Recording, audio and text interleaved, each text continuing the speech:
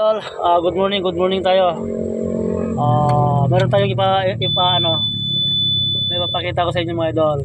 Yan mga idol ha, yung mga nag-ano dyan para malaman ninyo. Pag dilaw na ganyan, warning na yan idol, mga warning na yan. Kasi yung iba, sinasabi nila pag may pula, kung pwede pa raw gamitin, kung pula na yan. Ibig sabihin, pag pula na yan mga idol, hindi na pwedeng gamitin yan. Kasi ibig sabihin, nandun na sa yung kanya, mayroon ng problema yan. O dapat mga i-change oil, sa mga change oil, kung sa change oil man, magpalit ng mga hydraulic o mga pyesa na dapat palitan, mga yan, kung pula na siya, lalagpas na siya sa tabang tapos ngayon mga idol, depende yon kung sabihin ng maintenance na sige na, indiretso mo pa na yung trabaho, okay lang yan. Yon, okay naman yung idol yon. Kaya lang, siyempre, yung langis natin o mga dapat ng palitan. Pero hindi man yung pinapatagal. Hanggat maaari wag nang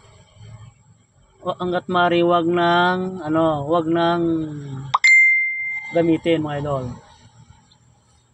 Okay mga idol, yun ang ating sa kulay ha. Ang paghanap naman diyan mga idol ganito ha. Pag sa dito tayo kung nakita niyo na ganyan na may mga na, hanapin nyo dyan sa yan, nakita nyo mga idol may scroll dyan ayan, pa yung tira nyo mga idol, yan. Dito tayo pupunta sa maintenance yan, maintenance yan mga idol. Makikita nyo dyan kung alin yung nagdilaw, may lalabas dyan. Scroll lang kayo pababa, yung highlight, may highlight dyan na dilaw pag makita ninyo, dahil kasi kanina dilaw yung kulay. May lalabas dyan mga idol kung alin yung dapat na malapit ng palitan. May lalabas dyan mga idol. Ayun final drive case oil, change oil. Yung final drive, mag-change oil na ng final drive. Ayan mga idol ha, naka-highlight ng dilaw. Yon yung warning kanya na nakalagay doon na dilaw yung sa maintenance. Baka mayroon pa, ibaba nyo pa, i-press nyo, wala na, yun lang. Mayroon tayong isa naka-highlight na dilaw doon. Yan, tayo natin, lalabas yan. Yun mga idol, mayroon pang remaining na 19 hours o di 19 hours, di lang pa yun. Bali 2 araw pa, sa 8 oras, sobra 2 araw.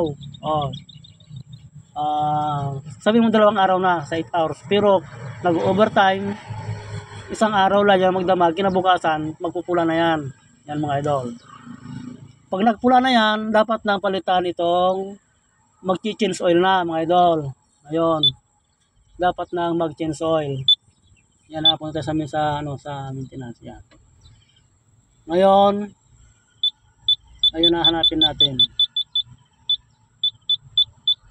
Yan lang naman ang problema, kaya may nagdilaw. Yan.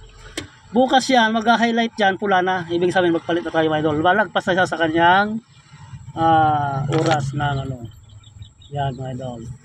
Okay mga idol, ibalik natin sa patayin ulit natin tong susihan. Patayin natin ha. Yon, patay na siya. I-switch natin ulit. Makikita nyo kung ano yung warning na yon, dilaw. Yan, lalabas mga idol ha. Ayun yung maintenance Pag may lumabas sa ganyan, ibig sabihin mayroon ng warning, hanapin mo na. Ganun mga idol pag hanap hanapin mo na. Pindutin mo dito. Punta ka doon. Nandiyan na nga siya. Yan Ayan, titignan mo na siya dyan mga idol. Hanapin mo na lang siya dyan. Ayan. Lalabas yung warning na yon. Pag dilaw, warning pa lang yan idol Pag pula, na yon. Ayun, dilaw. Yan. Okay, pag-ibak mo naman ito ha. Okay mga idol, sana nakapagbigay ako ng isang halimbawa na naman. Good morning sa ating lahat mga idol.